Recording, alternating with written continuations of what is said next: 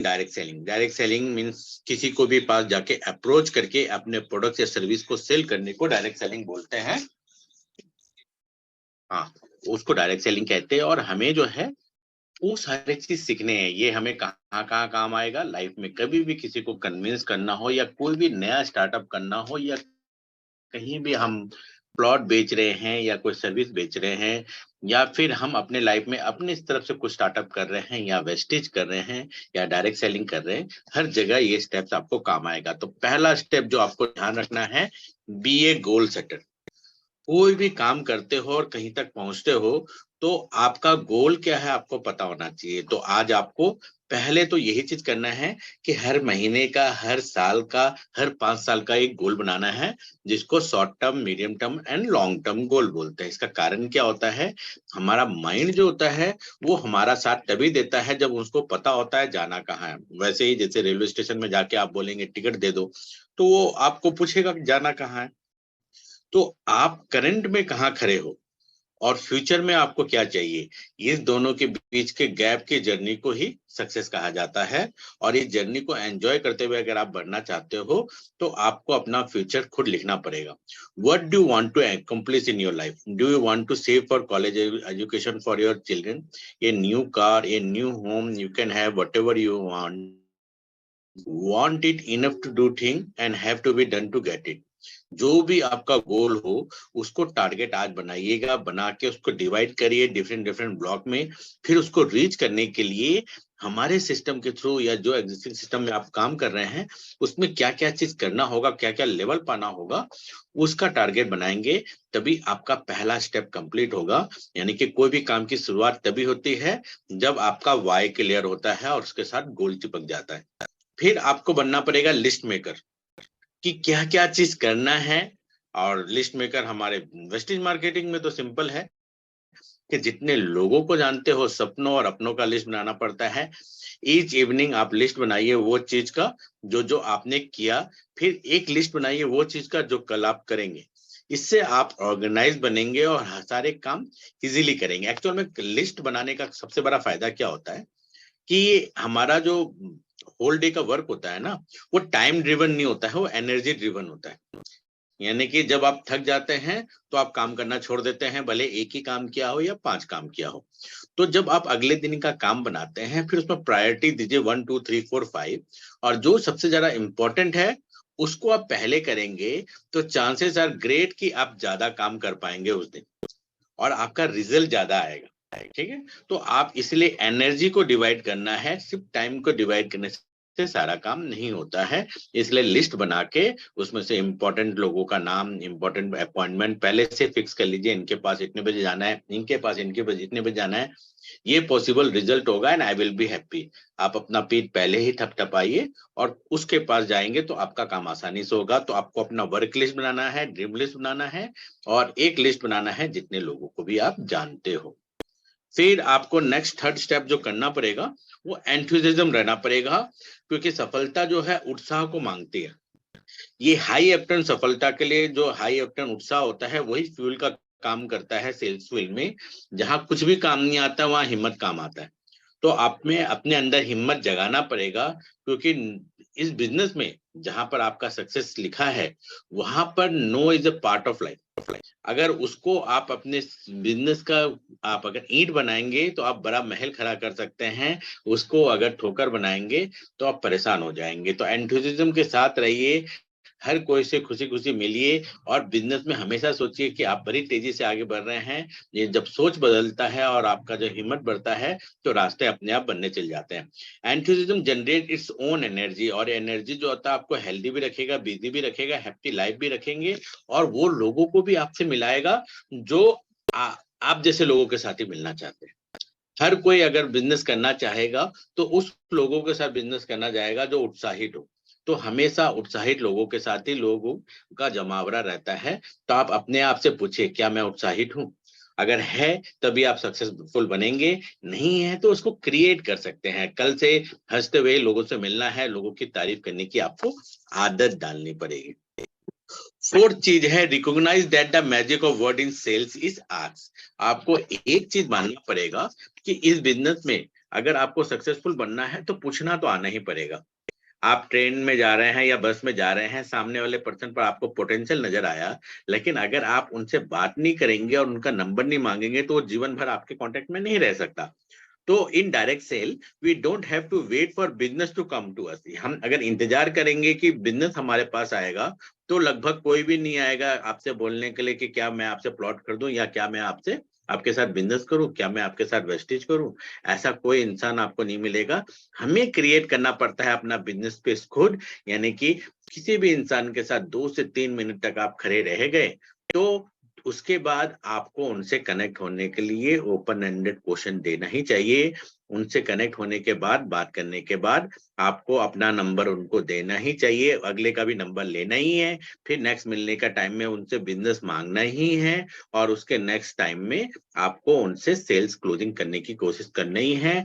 Sales close हुआ तो भी ठीक, नहीं भी हुआ तो भी कोई बात नहीं, रेफरल मांगना आपका पूरा अधिकार है। बोले 3-4 ऐसे लोगों का नंबर दे दीजिए जो हफ्ते में 10-20 हजार रुपया कमाना चाहता हो, तो वो अपने आप जो है रेफरल भी देगा और खुद भी करने की कोशिश करेगा। आप फर्मली एग्रेसिव होकर आप जो है लोगों से मिलिए और लोगों से बिजनेस मांगने की एक आदत डालिए। फिर हमारे बिजनेस में no is a part of life, तो उसको एक्सपेक्टेशन आप पहले से ही करके चलिए कि हर ये जो नो जो है ये मेरे पर कोई पर्सनल अटैक नहीं है, ना ही उसने मुझे मना किया है।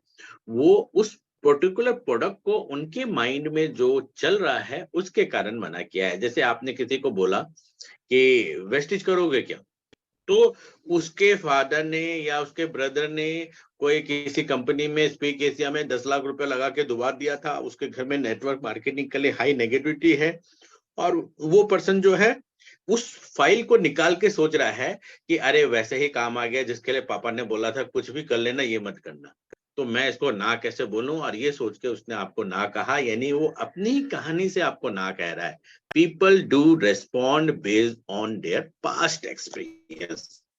आप ना नहीं कर रहा है तो बिना परेशान हुए आपको नो को पर्सनल नहीं लेना है, स्माइल करना है, ग्रेसफुल एग्जिट होने का रास्ता देखना है, अगले से रेफरल मांगना है, और इट्स ओके करके उसको आप अपने फॉलो अप लिस्ट में डाल लेना है। Every no gets you closer to the yes. अगर वो नो के बाद रीजन बताता है कि मुझे प्रोडक्ट महंगे लगे, तब आप जो है आप खुश हो जाइए। ऑब्जेक्शंस आर ऑलवेज वेलकम, और आप उसका रिप्लाई देंगे तो एक स्टेप और क्लोज आ जाएंगे। धीरे धीरे आप रिप्लाई देना सीखेंगे तो आपकी टेक्निक में सुधार आएगा।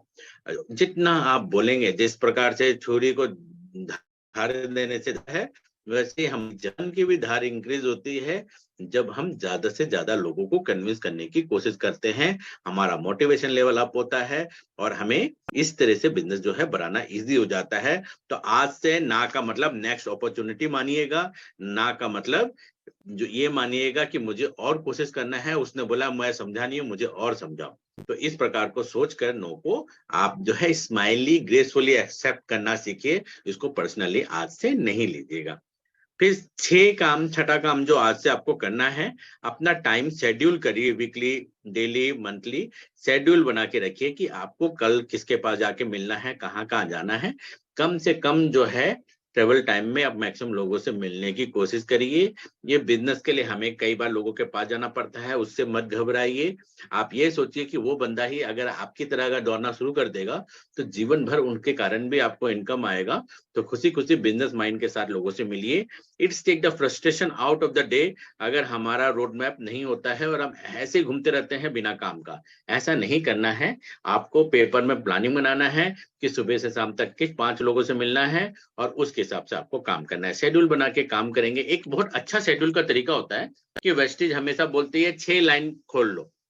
आप 6 लाइन खोलिए और उसका नाम है Monday, Tuesday, Wednesday, Thursday, Friday, Saturday दे दीजिए। मंडे को मंडे वाला लाइन के सारे लोगों से, मैक्सिमम लोगों से बात करना है। आपको सबका हिसाब लेना है कि पूरा हफ्ता क्या किया, और कोई मीटिंग है तो बोलो मैं आके मिलता हूँ। ट्यूसडे वाले दिन में ट्यूसडे वाला जो लाइन है उसके सारे लोगों से मिलना है, उसका हिसाब किताब लेना है और आपने उनको फीडबैक देना है, और फिर उनके लोगों का कोई मीटिंग है तो करिए। इस प्रकार हर लाइन को एक एक दिन दे दीजिए, और संडे का दिन जो रखिए आप अपना वीकली मीटिंग, जहां पर भी आप बड़ा सेमिनार करते हो उसको करिए। जब आप इस तरह से शेड्यूल करेंगे तो आपके लिए ग्रो करना इजी हो जाएगा, और मेरे हिसाब से 6 वर्किंग लाइन की से ज्यादातर लोगों का होता नहीं है। तो आप 6 लाइन को इस तरह से डिवाइड करके आप आसानी से अपने टाइम को मैनेज करके अपने बिजनेस को ग्रो कर सकते हैं। तो आज से इस तरह से आप संडे, मंडे, ट्यूसडे, वेडनेसडे का शेड्यूल बना लीजिए। फिर be positive in your attitude. अपने एटीट्यूड में आपको पॉजिटिव रहना है। Success in sales as in all area of life, 90% होता है वो आपके एटीट्यूड पर डिपेंड करता है कि आप दुनिया देख रहे हो। 10% जो है वो इस बात पर डिपेंड करता है कि सिचुएशनल आपके साथ कुछ हो गया। मैं अभी गया, आप कहीं मीटिंग है और गाड़ी पंचर हो गया, तो सिचुएशनल है। उसके बाद मेरा कैसा बोलूं कि मैं 10 मिनट लेट आ रहा हूं और पंचर बना के जाऊं, या अगले को कैंसिल कर दूं और घर में आके गुस्सा करूं कि मेरे साथ ही ऐसा क्यों होता है। तो ज्यादातर लाइफ में जो होता है, हमें दुनिया को देखने का नजरिया, खुद का चश्मा चेंज करना होता है। दुनिया अपनी जगह वैसे ही थी, ठीक है। दुनिया आपसे पैसा मांगेगी, वापस नहीं करेगी। ये दुनिया आज भी ऐसी है, वैसी ही रहेगी, ठीक है। दुनिया में जैसा आप एक्सपेक्टेशन करोगे वैसा रिजल्ट नहीं मिलेगा। ये आज भी ऐसा था, पहले भी ऐसा ही था। हमें अपना पर्सपेक्टिव चेंज करना पड़ेगा कि बड़ा रिजल्ट के लिए हमें ज्यादा काम करना है, लॉ ऑफ एवरेज को बेटर करना है। All of us must work at developing habit of constructive thinking. Constructive thinking का हमें एक हैबिट बनाना है। I am proud to be sales person. अपना सेल्स की फील्ड के लिए अपने आप को रेडी करना है और उस पर आपको प्राउड फील करना है। आज के दिन अगर इकोनॉमी चल रही है तो सेल्स के कारण ही चल रहा है। तो कभी भी आपको इससे परेशान नहीं होना है कि मैं किसी को बोला, उसने ना बोल दिया तो मेरी बेइज्जती हो गई।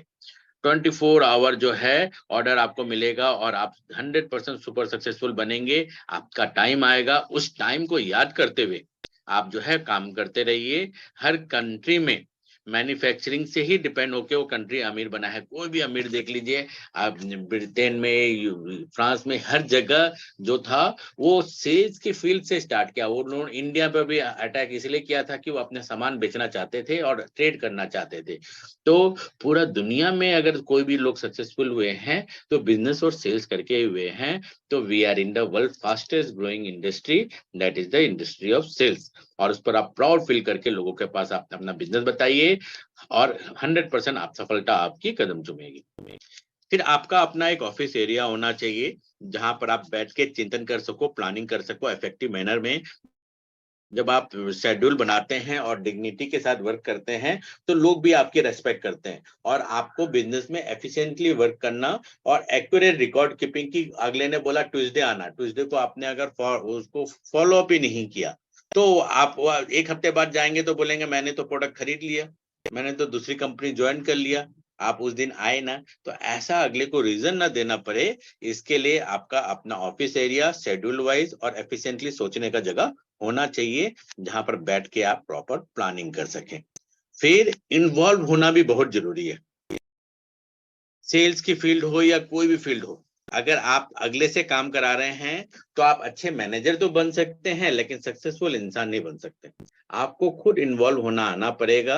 और नेटवर्क मार्केटिंग की फील्ड और सेल्स की फील्ड में कहा जाता है कि पहला होता है कि आप अगले के सामने करके दिखाएंगे। दूसरा स्टेप क्या होता है कि आप 75% करेंगे और अगले से 25% करवाएंगे, यानी कि कंपनी प्रोफाइल तुम बता दो, बाकी मैं बता दूंगा। तीसरा स्टेप क्या होता है, 50-50, आधा तुम बताओ आधा मैं बताऊंगा। फिर तीसरा स्टेप क्या होता है, 75-25, यानी कि आप पूरा चीज बता दो, सिर्फ इनकम का जो है या ऑब्जेक्शन हैंडलिंग है वो मैं कर दूंगा। तो वो आपने कर दिया। और फिफ्थ स्टेज जो होता है वो होता है अगला पूरा चीज करेगा और आप ऑब्जर्व करेंगे कि अगला ठीक से कर रहे हैं कि नहीं।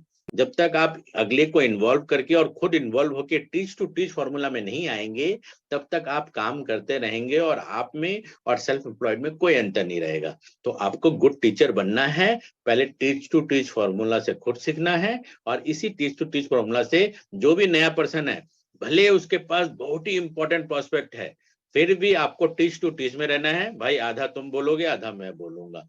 अगर इन्वॉल्व खुद भी रहोगे और लोगों को भी इन्वॉल्व करोगे तो आपका बिजनेस बनने का चांसेस ज्यादा हो जाएगा। फिर learn to handle money intelligently. देखो बिजनेस के फील्ड में कहा जाता है कि किसी के भी पैसे से आपको खिलवाड़ नहीं करना चाहिए और उसमें आपका अपना पैसा भी होता है। तो पैसे को इंटेलिजेंटली खर्च करना और लोगों के पैसे को भी इफेक्टिवली खर्च करके और उस जो सर्विस के लिए आपने पैसा लिया है वो सर्विस टाइमली देना, अगले के पैसे का भी वैल्यू देना बहुत जरूरी होता है। और मेरा मानना है कि अगले ने अगर आपको 500 का नोट दिया तो उसका नंबर भी चेंज नहीं होना चाहिए, जिस पर्पज के लिए वो 500 रुपीज दिया है वहीं खर्च होना चाहिए। ये नहीं कि सारे पैसे आप जेब में डाल दे।